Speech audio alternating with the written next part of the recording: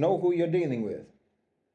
You know, why don't the Arabs take the Palestinians in as refugees? That's another example. There's another thing they say. We just saw that in the chat the other day. Take that apart, dissect that. It's laced with poison. You know, you make it sound like you actually are the ones who care about the Palestinians.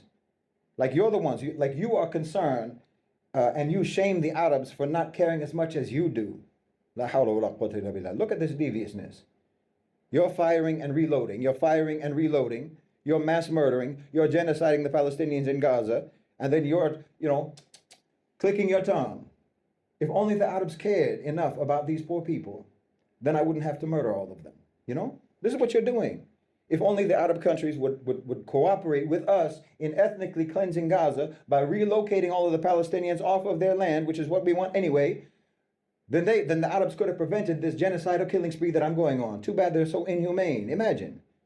Wallahi, the blood of the Palestinians is dripping from your jaws while you are talking about supposed guilt of the Arabs because the Arabs did not help facilitate the removal of the Palestinians from their own lands for your sake.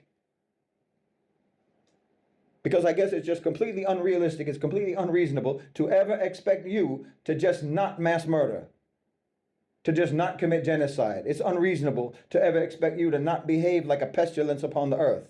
Because the truth is, it is unreasonable, it is unrealistic for us to ever expect them to act differently. No, they're not there to make you comfortable, they're there to cut your throat. That's their instinct. That's their instinct. And you must fully internalize this understanding. They are always dishonest, they are always manipulative, they are always disingenuous, they are always insincere, they are always bad faith actors. Because they can't help it. Because they can't help it.